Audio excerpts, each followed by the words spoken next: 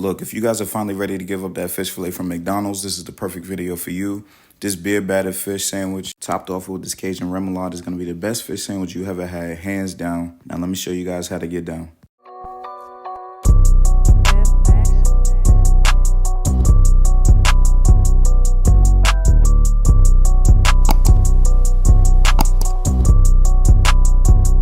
Now let's get straight to it. It's going to be a pretty simple ingredients list. They'll all be listed in the caption below. The star of the show though is going to be this beer. Choose your favorite one. So to prepare the dredge for this fried fish sandwich, you want to get into a large bowl, about a couple cups of all-purpose flour.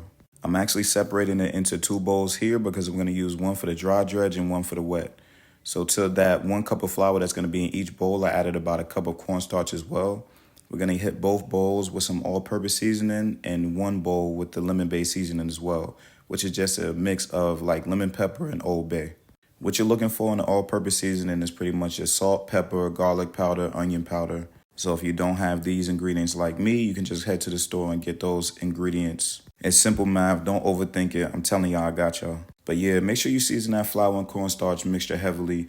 You want to make sure that you can actually see the seasonings in the flour and cornstarch mixture. Once it's well combined, you want to go ahead and crack open whatever your favorite beer is. I tend to find the lagers to be the best. So you can use a Modelo, a Corona, or whatever your favorite is. Now, if you don't have beer, you can also replace it with some carbonated soda or some club soda as well. And give that a good mix until everything's well combined and it's a consistency like this. Not too thick, not too loose. All right, so now we're going to work on the toppings for the sandwich.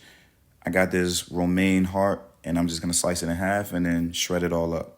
I like to shred my lettuce because instead of just having one big lettuce leaf, that's going to break you and get a lot in one bite and a little in the next. The shredded lettuce just gives you more in each bite.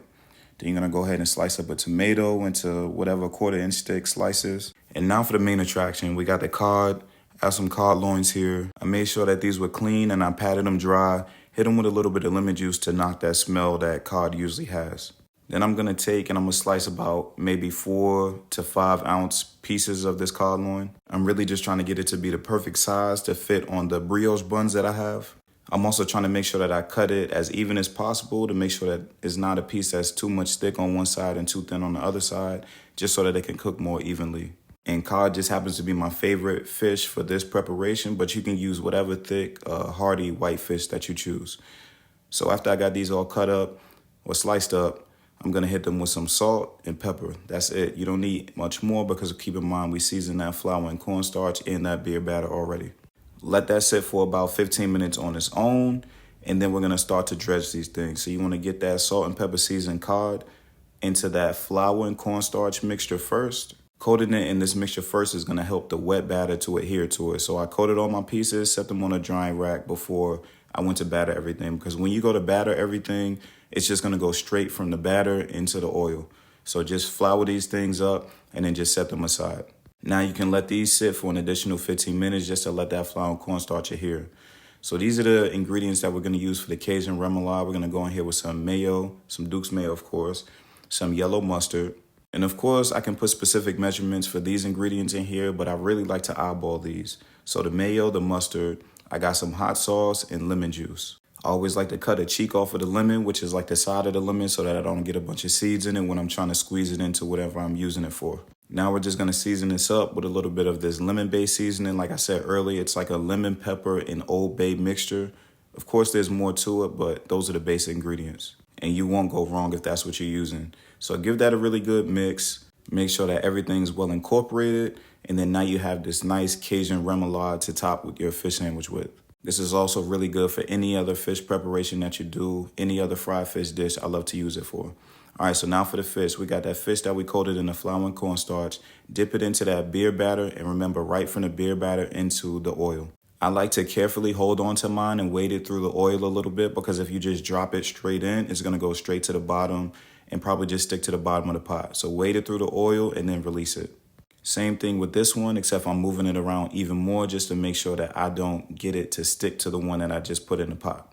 I'm frying these fish fillets at about 350 degrees in a wok. I like to use a wok when I'm frying just because there's more room to fry everything. It's also great with even heat distribution, and the fillets come out looking beautiful like this. Clearly, I couldn't decide if I wanted to say beautiful or beautifully, but y'all knew what I meant. But anyway, you want to fry these things up for about 6 to 8 minutes, depending on how thick the cod loin that you had was, or until these are beautiful and golden brown like this. Then you just want to set them aside on a rack to drain the excess grease off. I don't want to put it on paper towel because if you let it sit on the paper towel, then it can also get soggy on the bottom. So give it that room to have the air coming from beneath it so that it'll stay dry. At this point, it's time for us to build our sandwich. So we're going to go with the toasted brioche buns and put a little bit of that Cajun remoulade on the bottom, some of the shredded lettuce that we worked on earlier, and of course, a couple slices of those beautiful tomatoes that we had. Don't forget to season that tomato, y'all, with a little bit of salt and pepper. All right, so next we're going to go with that fish fillet, some cheddar or yellow American cheese. Hit that top bun with a little bit more of that remoulade and just top it with that top bun. And oh my God. I honestly think that I could eat a fish sandwich over a chicken sandwich any day as long as it's prepared right. These look amazing. They taste amazing. They have that great spice from the Cajun remoulade. Although we did a beer batter, it's still very light tasting. Slice this thing up in the middle so that you can see that beautiful cross section. And you can tell that it has that really crisp exterior to it. I bet you the last time you went to McDonald's, you got a really dry piece of fish, but look how moist that one is. Now all that's left to do is give it a taste. Make sure you guys like, comment, and subscribe to my channel. I appreciate the love you guys show me. You already know it's a wrap. Let's go.